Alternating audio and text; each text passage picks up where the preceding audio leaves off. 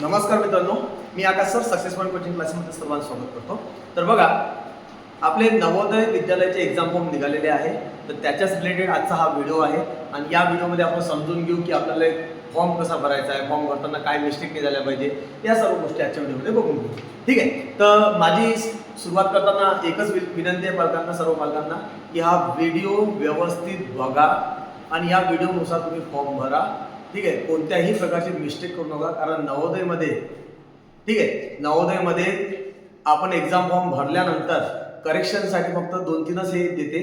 तर आपल्याला करेक्शनचं काम नाही पडलं पाहिजे एवढं हे करून ठेवा, कारण पुन्हा आपल्याला करेक्शन करता येत नाही. कारण हा जो फॉर्म भरला तो आपल्या आधार कार्डवर भरण्यात येईल. एक वेळ मुलाचा फॉर्म भरला, मुलीचा फॉर्म भरला की बस झाला. ठीक आहे. तर त्याच्यामुळं थोडंसं लक्ष द्या आणि व्यवस्थित बघा आणि तुमच्या ओळखीच्या लोकांपर्यंत, जास्तीत जास्त लोकांपर्यंत हा व्हिडिओ शेअर करा. म्हणजे जेणेकरून काय होणार की एखादा गरीब घरचा विद्यार्थी असते है ना, त्याला या गोष्टीची अत्यंत आवश्यकता असेल, पण त्याला माहिती नसल्यामुळं त्याचं हे जमत नाही. तर त्याच्यापर्यंत तुम्ही हा व्हिडिओ नक्की पोहोचवा. ठीक आहे. चला सुरू करू. तर सगळ्यात पहिले बघा, ही आपली नवोदय विद्यालयाचं नोटिफिकेशन आहे, प्रॉस्पेक्टस आहे. या नोटिफिकेशन मध्ये 2027चं नोटिफिकेशन आहे. 2027-28 म्हणजे ऍडमिशन जी मुलांची होणार ते 6th क्लासमध्ये होणार. आता इथं कोणीही कन्फ्युज नको हो की सर इथं 6वा वर्ग दिलेला आहे, मग 6वा वर्ग एक्झाम 5व्या वर्गात होते पण ऍडमिशन 6व्या वर्गामध्ये होते, म्हणून त्यांनी 6व्या वर्गाचं दिले. ठीक आहे. ऍडमिशन 6व्या वर्गात, पण एक्झाम कधी 5व्या वर्गात द्यायची झालं. त्याच्यानंतर ह्या डेट्स लक्षात ठेवा, खूप इम्पॉर्टंट डेट्स आहे. की पहिलं की आपण कधीपर्यंत एक्झाम फॉर्म भरू शकतो, तर 31 जुलै 2026 पर्यंत आपण एक्झाम फॉर्म भरू शकतो. त्याच्यानंतर आपली एक्झाम कधी राहणार आहे, तर 28 नोव्हेंबर 2026 ला आपली एक्झाम राहणार आहे. बरोबर. मागच्या वर्षीपेक्षा 15 दिवस आधी एक्झाम आलेली आहे. ठीक आहे. तरी आपल्याजवळ मोठं जर बघितलं तर 5 महिने आपल्याजवळ आहे. आपण त्या 5 महिन्याचा हे करून आपण अभ्यास करू शकतो, तयारी करू शकतो. बर, तर आता थोडंसं डिटेलमध्ये घेऊ आपण. आता सगळ्यात पहिले नवोदय काय आहे प्रत्येकाला माहित आहे. आता तुम्ही ट्युशन वगैरे लावल्या, तुम्ही सगळ्या गोष्टी करून राहिले, तर तुम्हाला नवोदय काय माहितच आहे. नवोदय एक रेप्युटेड इन्स्टिट्यूट आहे की जे मुलांना 6व्या वर्गापासून तर 12व्या वर्गापर्यंत एकदम फ्री मध्ये एज्युकेशन देते. सीबीएसईचं एज्युकेशन देते आणि 1 नंबरची शाळा आहे. रेसिडेन्शियल स्कूल आहे, तिथं जाऊन आपल्याला राहावं लागते. प्रत्येक जिल्ह्याच्या ठिकाणी असते, जसं अमरावतीमध्ये आहे, नवसारीमध्ये, तर प्रत्येक जिल्ह्याच्या ठिकाणी असते. आणि मेन म्हटलं तर आपल्या जवळचे जास्तीत जास्त विद्यार्थी नवोदयला लागतात. तर म्हणजे अमरावती जिल्ह्यातून जर म्हटलं ना, तर सगळ्यात जास्त आपलेच विद्यार्थी असतात. 80 जण विद्यार्थी, 80 स्टुडंटचं सिलेक्शन करतात ते. 80 पैकी आपले दरवर्षी 10-12 विद्यार्थी लागतात. ठीक आहे. चला, तर मग आपण पाहू. हे तर झालं नवोदयचं इंट्रोडक्शन की 1986 मध्ये, 1986 मध्ये नवोदय विद्यालय स्टार्ट झालं होतं. ठीक आहे. याचं आपल्याला काम नाहीये. सीबीएसईचं एज्युकेशन तिथं दिल्या जाते. ठीक आहे. हे एवढं काहीच आहे नाही. 0 फीज असं पकडून घ्या. 1500 रुपये फीज आहे, पण कोणासाठी आहे, ते 9 वाल्यांच्या विद्यार्थ्यांसाठी. 8, 9, 6व्या वर्गापासून तर 8व्या वर्गापर्यंत काहीच फी नाही आहे, 0 फीज आहे. पण त्याच्यानंतर 1500 रुपये द्यावे लागते. पण असो, ते काही मोठी गोष्ट नाहीये. आता कोणत्या स्टेटमध्ये किती नवोदय आहे, तेव्हा टोटल 665 नवोदयचे स्कूल्स आहेत. ठीक आहे. जिथं 6व्या वर्गापासून तर 12व्या वर्गापर्यंत एज्युकेशन फ्री मध्ये दिल्या जाते. माझ्याजवळचे बरेचसे विद्यार्थी नवोदयमध्ये लागलेले आहे. आता काही तर विद्यार्थी नवोदय पास सुद्धा झाले, म्हणजे तिथं शिकून 10वी 11वी 12वी करून सुद्धा निघाले सुद्धा आहे. ठीक आहे. तर एकदम छान चांगली स्कूल आहे, तर त्याचं काही टेन्शन नाहीये. त्याच्यानंतर हे झालं. लक्षात ठेवा, एक्झामची तारीख 28 नोव्हेंबर 2026. तारीख चेंज होत नाही. नवोदयवाल्यांनी एकदा तारीख दिल्या की त्या तारीख फिक्स असतात. जर खूपच मोठं कोणती तरी गोष्ट झाली, जसं कोरोना आला होता, कोरोनाची एक्झाम, त्याच्यामध्ये त्यांची डेट हे झाल्या, पण बाकी वेळेस त्यांच्या ज्या एक्झाम आहेत त्या ज्या दिवशी सांगितल्या त्या दिवशीच एक्झाम होतात. त्याच्यामुळं 28 नोव्हेंबर 2026 लक्षात ठेवा. आणि फॉर्म भरण्याची 31 जुलै 2026. ठीक आहे. मग आता फॉर्म कसा भरायचा, कुठं भरायचा, कोण भरून देणार, तर सगळ्यात महत्वाची गोष्ट, फॉर्म ऑनलाईन भरल्या जातो. ठीक आहे. ऑनलाईन म्हणजे काय, तर आपल्याला सायबर कॅफेमध्ये जायचं आहे. सायबर कॅफे म्हणजे कॉम्प्युटरचं दुकान, जिथं वेगवेगळ्या गोष्टी, परीक्षेचे फॉर्म भरून दिल्या जाते. झालं. तर आपल्या इथं सिंबोरा चौकामध्ये जो छत्रपती शिवाजी महाराज चौक आहे, तर या चौकामध्ये आपलं वायफाय म्हणून दुकान आहे, निलेश खाडे यांचं दुकान आहे. तुम्ही तिथं जाऊन तुम्ही फॉर्म भरू शकता. तुम्हाला जिथं वाटेल तुम्ही तिथं फॉर्म भरा, असं काही नाहीये. फक्त ऑनलाईन दुकानात जाऊन फॉर्म भरा. ओके. हा, तर फक्त फॉर्म भरताना आपण जो फॉर्म भरत आहे तिथं कॉम्प्युटरवर दिसत असते की आपलं नाव कसं टाकत आहे, आपलं जेंडर काय टाकत आहे ना, तर ते व्यवस्थित बघून घ्यायचं. नावाच्या स्पेलिंग मध्ये जर मिस्टेक झाली असेल तर तिथेही प्रॉब्लेम येते. त्याच्यानंतर जेंडर मध्ये जर मिस्टेक झाली, मेलचं फिमेल झालं, फिमेलचं मेल झालं, तिथं सुद्धा काय ते प्रॉब्लेम येते. म्हणून तर हे जे आहे हे सगळी प्रोसिजर तुमच्यासाठी नाहीच आहे. हे प्रोसिजर आहे जो फॉर्म भरते त्याच्यासाठी. तर तुम्ही फक्त एकच काम करायचं, जिथं फॉर्म भरला ते मी तर सांगितलं की ते खाडेचं दुकान आहे, आणखी 2-4 दुकान आहे, तुम्ही तिथं जा, तिथून तो फॉर्म भरून घ्या. आपल्याला स्वतःला भरायचं काम नाहीये. काही नाही, 50 रुपये 100 रुपये घेतील है ना. आणि ते काय बाकी ह्या फॉर्म भरायचे बाकी तशी फी नसतात. 0 रुपीज फी लागते. हा, फक्त फॉर्म भरायचे पैसे घेते. ओके, बरं. त्याच्यानंतर फॉर्म भरताना आपल्याला काय काय पाहिजे, तर ते सांगून राहिलो, लक्ष द्या. फॉर्म भरताना सगळ्यात पहिले आपल्याला फोटोग्राफ, मुलाचा पासपोर्ट साईज फोटो काढून ठेवा. मुलीचा passport size photo. Second number signature of पॅरेंटची सिग्नेचर, एक तर आईची नाही तर वडिलांची. त्यानंतर तिसरा नंबर सिग्नेचर ऑफ कॅन्डिडेट, मुलाची सिग्नेचर. मुलांना सिग्नेचर अशी करायला लावा की ती विसरलेली पाहिजे झालं. आणि चौथ्या नंबरचं आधार डिटेल्स. चौथं काय, आधार डिटेल्स झालं. हा, त्याच्यानंतर म्हणजे रेसिडेन्शियल जे असते, जसं की एक आपलं इलेक्शनचं जे राहते ते आपण सुद्धा देऊ शकतो, पण आधार द्या. त्यानंतर basic details of candidate, state, district, Aadhaar number, अपार आयडी, हे तर स्कूल मधून मिळून जाते. ठीक आहे ना. अपार आयडी आणि पेन नंबर जे आहे ते स्कूल मधून मिळून जाते. त्याच्यानंतर एक स्कूलचं जे बोनाफाईड असते ते सोबत ठेवा. ठीक आहे, सोबत ठेवा. आणि इथं सरळ सांगितलेलं आहे की फॉर्म भरण्याची जराही फी लागत नाही, फक्त फॉर्म जो भरून देते तो आपले 100 रुपये घेईल. 100 जे काही घेते ते मला नाही देत, पण ते पाहून घे झालं. तर या 4 गोष्टी लक्षात ठेवा. Photograph, signature of candidate, signature of parents, त्यानंतर आधार डिटेल्स. त्याच्यानंतर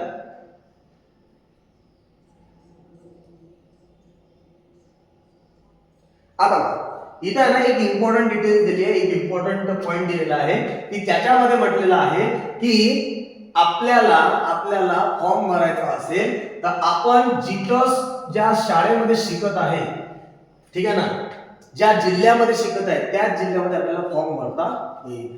ठीक आहे, तर हे एक वेळ पाहून घ्यायचं. तर आपण ज्या शाळेमध्ये शिकून राहिलो त्या जिल्ह्यामध्ये आपल्याला फॉर्म भरावा लागेल. त्याच्यानंतर दिलेला आहे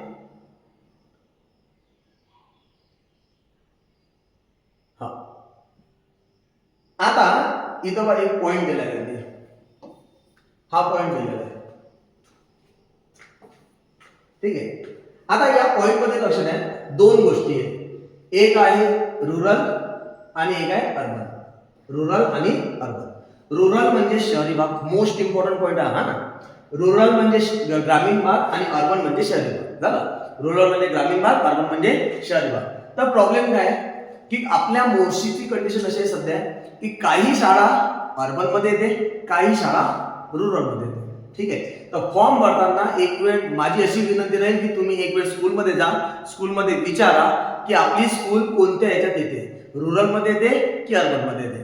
ठीक आहे, रुरल मध्ये जर येत असेल तर रुरल भरायचं, अर्बन येत असेल तर अर्बन भरायचं. फॉर्म भरताना हे मिस्टेक करू नका. ठीक आहे, का प्रॉब्लेम कसा आहे की रुरलच्या विद्यार्थ्यांना आता मागच्या वर्षी गोष्ट सांगतो, 87.5 वर रुरलच्या विद्यार्थ्यांचं सिलेक्शन झालं. ठीक आहे, अर्बनच्या विद्यार्थ्यांचं 93.75 वर सिलेक्शन झालं. म्हणजे सिलेक्शन करताना एकाच क्लासचे विद्यार्थी, एकाच कास्टचे विद्यार्थी है ना, एकाच कॅटेगरीचे विद्यार्थी, तरी पण सिलेक्शन होताना 6-7 मार्काचा फरक पडते. तर रुरल मधल्या विद्यार्थ्यांना कमी मार्क्स पाहिजे, अर्बन मधल्या विद्यार्थ्यांना थोडेसे जास्त मार्क्स पाहिजे. कारण रुरलच्या 60 जागा असतात आणि अर्बनच्या 20 जागा असतात. पण ते आपापल्या जागेवर बरोबर आहे, त्याच्याशी आपल्याला काही नाही. फक्त एवढं लक्षात ठेवा, आपण आपल्या शाळेमध्ये थोडीशी मेहनत जास्त करायला लागेल आपल्याला, बरोबर ना. आपल्याला जर अर्बन मधून असेल तर आपल्याला थोडी जास्त मेहनत करायला लागेल, रुरल मधून असेल थोडी मेहनत कमी झाली तरी चालेल, पण मेहनत तर करावंच लागते. तुम्हाला सांगतो 90च्या वर आपल्याला मार्क्स घ्यायचे तर मेहनत तर करावंच लागेल, है ना. हा तर ठीक आहे. तर लक्षात ठेवा रुरल आणि अर्बन. रुरल म्हणजे ग्रामीण, अर्बन म्हणजे शहरी. तर तिसरा, चौथा, पाचवा वर्ग तिन्ही वर्ग जर रुरल मध्ये असेल तर रुरलचं हे येते, आणि एक वर्ष एक दिवस जरी आपण दुसऱ्या शाळेत गेलो असेल तर मग अर्बनचं येते. तर हे एवढं लक्षात ठेवा.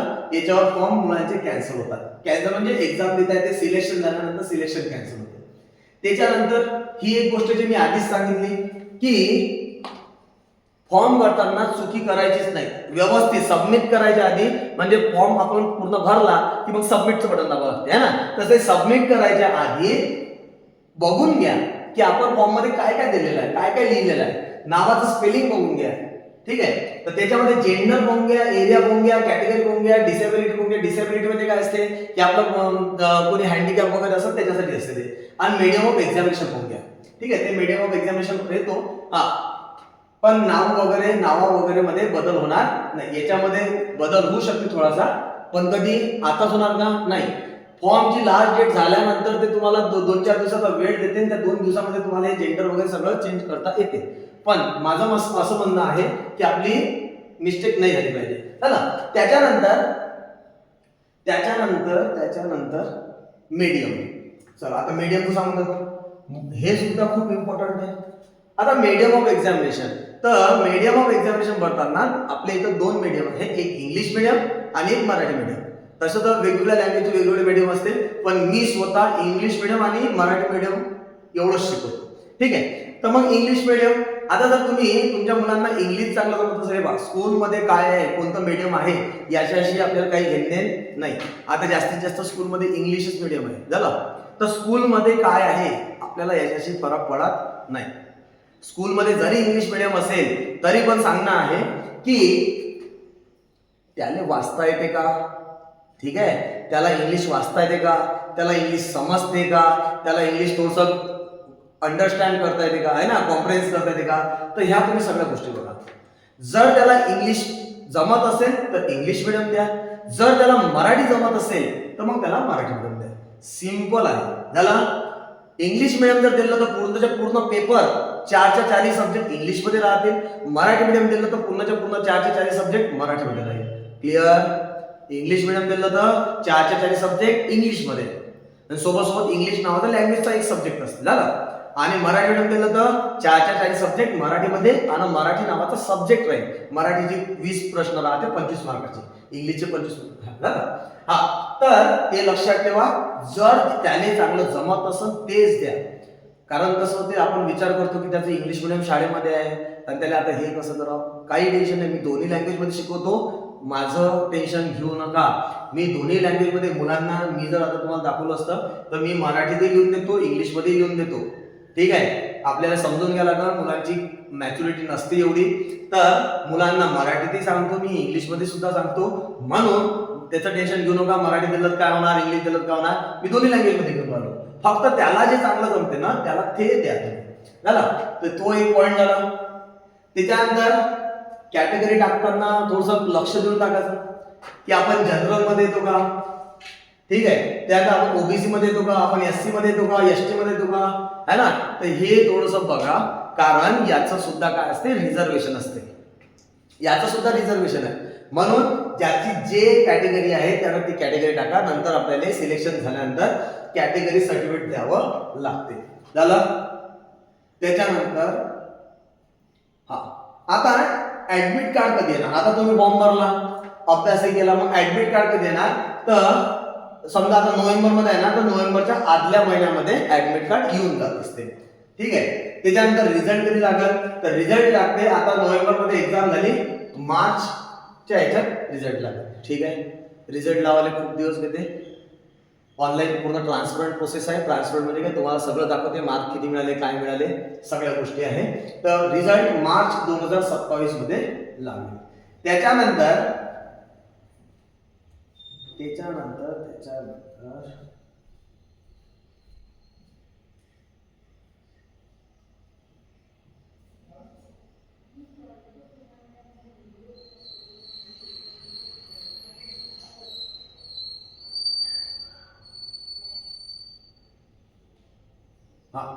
हे लक्षात घ्या की आपला डेट ऑफ बर्थ किती असली पाहिजे.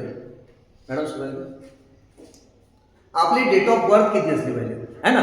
मग आता डेट ऑफ बर्थ पहा, आपल्या मुलाचा किंवा आपल्या मुलीचा जन्म याच्या आधी नसला पाहिजे. याच्या आधीचा म्हटलं मी, याच्या आधीचा, ठीक आहे ना. 1 मे 2015च्या आधीचा तिचा जन्म नसला पाहिजे, ठीक आहे. 2014चा जन्म तिचा नसला पाहिजे, त्याचा जन्म नसला पाहिजे, ठीक आहे. हा, त्याच्यानंतर याच्या नंतरचा जन्म नसला पाहिजे. 31/7/2017, 31 ठीक आहे जुलै 2017 नंतरचा जन्म नसला पाहिजे. म्हणजे या 2 तारखेच्या मधात त्याचा जन्म असला पाहिजे की 1 मे 2015 पासून तर 31 जुलै 2017 याच्या मधात जर जन्म झालेला असेल तरच आपण फॉर्म भरू शकतो, नाहीतर आपण फॉर्म भरू शकत नाही, हे लक्षात ठेवा, ठीक आहे. हा, तर हे व्यवस्थित पहा, याच्यावर लक्ष द्यायचं. त्याच्यानंतर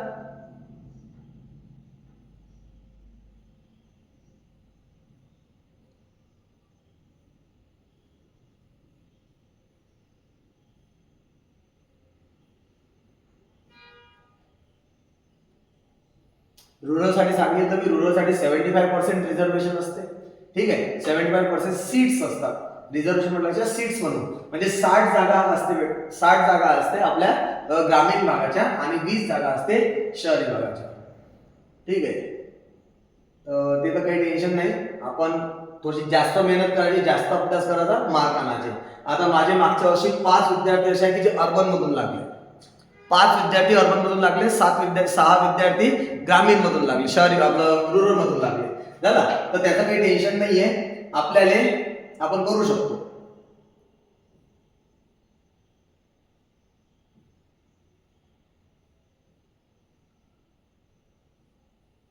हे तर नंतरचं सिलेक्शन झाल्यानंतरच्या गोष्टी आहेत त्या, ठीक आहे.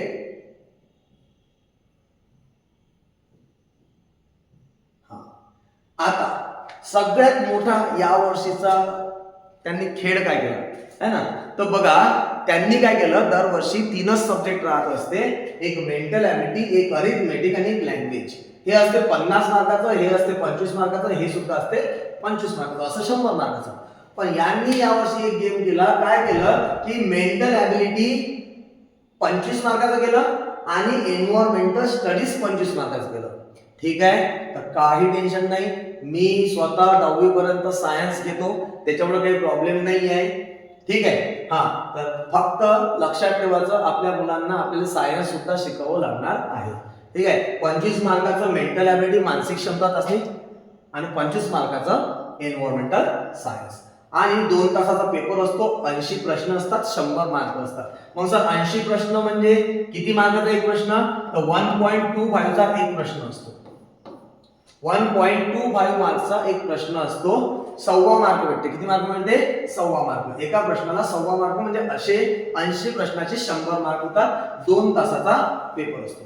त्याच्यानंतर बाकीचे इथं मी सांगणारच की आन्सर कसे लिहावं लागते, काय कसं लिहावं लागते है ना, असं गोल कसं करावं लागते, याच्यासाठी काय असते, हे आम्ही जेव्हा पेपर घेऊ ना तेव्हा. आता फक्त आपण फॉर्मच बघू. हा, त्याच्यानंतर मेंटल ॲबिलिटी. हे मेंटल ॲबिलिटी मध्ये मागच्या वर्षी 10 चॅप्टर्स होते, त्यांनी 10 चॅप्टरचे यावर्षी 5 चॅप्टर केलेले आहेत, ठीक आहे. हा एक चॅप्टर आहे, हा दुसरा चॅप्टर आहे, हा तिसरा चॅप्टर, हा चौथा चॅप्टर आणि हा 5वा चॅप्टर, जो आज आम्ही घेतला आणि आमचा संपला सुद्धा.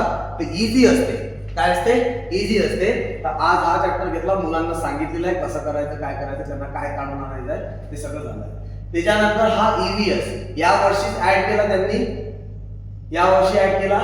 20 प्रश्न EVS चे येणार आहे. हे 4 टॉपिक आहे. ह्या 4 टॉपिक मध्ये आणखी सब टाइप्स आहे, सब टॉपिक्स आहे, ठीक आहे. असो, त्याच्यानंतर तिसरा आहे अरिथमेटिक, तिसरा आहे मॅथमॅटिक्स, जो हा खूप इम्पॉर्टंट टॉपिक आहे. याच्यावरच मुलांचं सिलेक्शन डिपेंड आहे, समजून आले. म्हणजे मुलं मेंटल ॲबिलिटी करून टाकन, मुलं EVS सुद्धा करून टाकन, मुलं इंग्लिश लँग्वेज किंवा मराठी लँग्वेज सुद्धा करून टाकन. मुलांचा प्रॉब्लेम करते मॅथमॅटिक्स मध्ये, तर आपला सगळ्यात जास्त फोकस राहील मॅथमॅटिक्स मध्ये, तर आपण मॅथमॅटिक्सची जास्त तयारी करून घेत असतो. तर हे मॅथमॅटिक्सचे 9 चॅप्टर्स आहेत झाला. त्याच्यानंतर मॅथमॅटिक्स झाल्यानंतर आणि हा लास्ट आहे आपला इंग्लिश लँग्वेजचा. इंग्लिश असेल तर इंग्लिश आहे ना, मराठी घेतलं तर मराठी लँग्वेज आहे ना. ठीक आहे, तर हे झालं. चला एंड. आता फक्त एवढं लक्षात ठेवा, मी काय सांगायचं होतं, मी हे सांगण्याचं करून राहिलो की तुम्ही ऑनलाईन जा, सायबर कॅफेमध्ये जा. ठीक आहे, सायबर कॅफेमध्ये जा, जिथं कॉम्प्युटरचं दुकान असते, जे फॉर्म भरून देतात. मी सांगितलं सिंगोरा चौकामध्ये आहे 2-3 दुकानं, तिथं तुम्ही जा. तिथं गेल्यानंतर फॉर्म ऑनलाईनच फिलअप करायचा आहे. कोणकोणते डॉक्युमेंट लागते ते सांगितलं तुम्हाला, पण फॉर्म भरताना मिस्टेक देऊ नका. आणि सोबत शाळेमधून रुरल आणि अर्बन याची चौकशी करून घ्या की आपली शाळा कोणत्या याच्यात येते. रुरल येत असेल तरी आपल्याला चालेल आणि अर्बन येत असेल तर ते सुद्धा चालेल. फक्त बरोबर भरा, रुरल असेल तर रुरल भरा, अर्बन असेल तर अर्बन भरा, नाही तर ऍडमिशन कॅन्सल होऊन जाईल. त्याला सेकंड नंबर जेंडर वगैरे चेक करा. ठीक आहे, हा तुमचं नाव वगैरे चेक करा, नावाचं स्पेलिंग बघा, सगळ्या गोष्टी, सिग्नेचर, फोटोग्राफ या सगळ्या गोष्टी पहा. आधार नंबर पाहिजे. आणि तिसरं फॉर्म भरताना जास्त लेट नका करू. आता जसं मी जर म्हटलं तुम्हाला आजची तारीख आहे, किती तारीख आजची 11 12 आजची तारीख आहे 12 जुलै बरोबर. आणि फॉर्मची लास्ट डेट किती आहे 31 जुलै बरोबर. हे लास्ट डेट आहे. मग आता कोणी विचार करते भरू ना आपण, लेट करू ना, काही टेन्शन नाही है ना. 12चं 15 होते, 15चं 18 होते, 18चं 25 होते, 25चं 30 येते, तरी लोकांचा फॉर्म भरायचं हे राहते. मग 30 तारखेला गेल्यानंतर फॉर्म भरल्या जात नाही. काऊन सर, तारीख 31 तारखेला असते, मग 30 तारखेला फॉर्म का नाही भरला जाणार. त्याचं रिझन असं आहे की साईट स्लो होऊन जाते. हे इंडियाच्या लेवलची एक्झाम आहे, नॅशनल लेवलची एक्झाम आहे. ऑल इंडियामध्ये जेवढे काही स्टेट्स आहेत सगळ्या स्टेट्स मध्ये एक्झाम होणार आहे बरोबर. तर मग सगळ्या स्टेट मधले लोक काय करणार आहे, पूर्ण इंडिया मधले लोक काय करणार आहे, फॉर्म भरणार आहे. मग आता मला सांगा, पूर्ण लोक फॉर्म भरायला लागले तर ते साईट काय होऊन जाते, बिझी होऊन जाते, स्लो होऊन जाते. मग आपला फॉर्म भरला जात नाही. म्हणून सांगणं आहे की 12 जुलै आजची तारीख आहे, मॅक्सिमम 20 जुलै पर्यंत तुम्ही फॉर्म भरून घ्या. 20 जुलै पर्यंत झाला, 20 जुलै पर्यंत फॉर्म भरून घ्या. म्हणजे आपण अभ्यासाला मोकळून जातो, आपल्या मुलांना समजते की आपल्याला कोणतं मीडियम घ्यायचं आहे, काय घ्यायचं आहे. तर 20 जुलै पर्यंत फॉर्म भरून घ्या, जास्त लेट करू नका, नाही तर मग सोबत प्रॉब्लेम. आता असं होऊ शकते की हे एक्झाम डेट जे फॉर्म भरण्याची डेट आहे हे समोर जाईल, 10 दिवसांसमोर जाईल, 15 दिवसांसमोर जाईल, होऊ शकते. पण त्या होऊ शकतेच्या गोष्टी आहे, होईलच अशी गॅरंटी नाहीये. दरवर्षी होत असते पण आता सांगता नाही आहे ना. म्हणून आपण असं समजा की लास्ट डेट आहे आणि आपल्याला फॉर्म भरायचा आहे 20 जुलै पर्यंत. 20 जुलै पर्यंत फॉर्म भरून घ्या. फक्त फॉर्म भरताना व्यवस्थित फॉर्म बघा. आता एखाद्या पॅरेंट्सला समजत नाही, काही प्रॉब्लेम नाहीये है ना, पण जर समजत नसेल ना कोणासोबत घेऊन जातो. आता प्रॉब्लेम असा आहे की मी नाही भरून देऊ शकत, की माझं वेगळं काम राहते, फॉर्म भरून तुम्हीच घ्यावं लागेल. तर तुम्ही एखादा तुमच्यासोबत जो शिकलेला व्यक्ती असेल, ज्याला चांगलं समजते, त्याला तुम्ही घेऊन जा आणि स्पेलिंग बघा. बाकी तर सगळ्या पॅरेंट्सला जमतेच, काही टेन्शन नाही. ठीक आहे, आणखी काही जर मदत लागली, काही मदत लागली तर मला या नंबरवर फोन करा. हा माझा नंबर आहे, कॉन्टॅक्ट नंबर आहे. या नंबरवर कॉल करा. फक्त जर कॉल रिसिव्ह नाही झाला तर काही टेन्शन नाही आहे. म्हणजे आता कधी मी क्लासमध्ये असतो, कधी स्कूलमध्ये असतो है ना, तर नंबर जर लागला, कॉल उचलला नाही तर मी स्वतःहून कॉल रिटर्न करेन. तर फक्त जर चुकीचं नका म्हणणं काय की मुलांचं नुकसान नाही झालं पाहिजे. काय होते की मुलं 5-5, 6-6 महिने अभ्यास करते, आम्ही मुलांच्या मागं याच्यासारखी मेहनत करतो, मुलं स्वतः मेहनत घेतात, त्याचं सिलेक्शन होते, पण सिलेक्शन झाल्यानंतर मग तिथं जाऊन काय माहित पडते, याची ऍडमिशन कॅन्सल झाली, याचं सिलेक्शन कॅन्सल झालं. का? कारण ह्या लहान चुकांमुळे आहे ना. तर फॉर्म भरताना एवढं विचार करा की आपल्याला आपल्या मुलाला नवोदयला पाठवायचं आहे. ठीक आहे, हा. तर आमचा तर तोच उद्देश राहते की आपल्याला आपल्या मुलांना तिथं पाठवायचं आहे, काही झालं तरी, बरोबर ना. हा, म्हणजे तिकडे पाठवायचं आहे म्हणजे काय, आता ते तिथं जाणार नाही जाणार ते तर आपली इच्छा असते. आमचं एवढंच आहे की आपला मुलगा नवोदय सिलेक्ट झाला पाहिजे, नवोदय पास झाला पाहिजे, म्हणजे त्याला एक कॉन्फिडन्स येते. समजलं ना, आपल्यालाही समजते की तो इंडियाच्या लेवलवर त्याची तुलना कोणासोबत होऊन राहिली है ना. किंवा डिस्ट्रिक्टच्या लेवलवर जरी विचार केला, मी तुम्हाला सांगतो मागच्या वर्षी 12,000 ते 15,000 विद्यार्थ्यांनी फॉर्म भरला होता. मग 12,000 15,000 विद्यार्थ्यांनी फॉर्म भरला, याच्यातून 80 विद्यार्थ्यांचं सिलेक्शन होते. तुम्ही विचार करू का कॉम्पिटिशन कोणत्या लेवलची आहे. मग एवढी जर कॉम्पिटिशन आहे, आपल्याला मेहनत तेवढी करावी लागेल. आता ह्याच्यात हे नसते की मुलगा वीक आहे मुलगी वीक आहे ना, मग याचं कसं होईल. मी तुम्हाला सांगतो याच्यामध्ये 8व्या वर्गापर्यंतचं मॅथ दिलेलं आहे, 7व्या वर्गापर्यंतचं मॅथ दिलेलं आहे. तर आपल्याला काहीही झालं तरी याच्यात आहे ना एक मेंटल ॲबिलिटी नावाचा सब्जेक्ट आहे, त्याच्यामध्ये मुलांची ग्रोथ होते. तो लॉजिकली विचार करते की अरे हे कसं होणार ते कसं होणार. एक ते आहे, त्यानंतर इंग्लिशचं आहे है ना. आता US वगैरे आला तर एक बेसिक सब्जेक्ट झाला समजा, आणि मेन म्हणजे मॅथमॅटिक्स चांगलं होते. आम्ही तर मॅथवर जास्त फोकस करतो, म्हणून आमचा सिलेक्शनचा रेटही जास्त आहे. ठीक आहे. तर बस हे तर नंतरच्या गोष्टी आहे. जर काही लागलं ना तर या नंबरवर मला कॉन्टॅक्ट करा.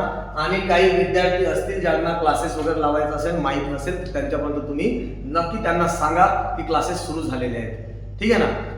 आता यावर्षी काय झालं की स्कूलही लेट सुरू झाली, तर बऱ्याचशा विद्यार्थ्यांना माहिती नाही आहे, आणि आम्ही काही प्रमोशन वगैरे करत नसतो. आमच्याजवळ जेवढ्या की 100 ॲडमिशन येते ते आमच्या याच्यावरच येतात. तर ठीक आहे, तर तर चला काही लागलं तर मला कॉल करा. थँक्यू.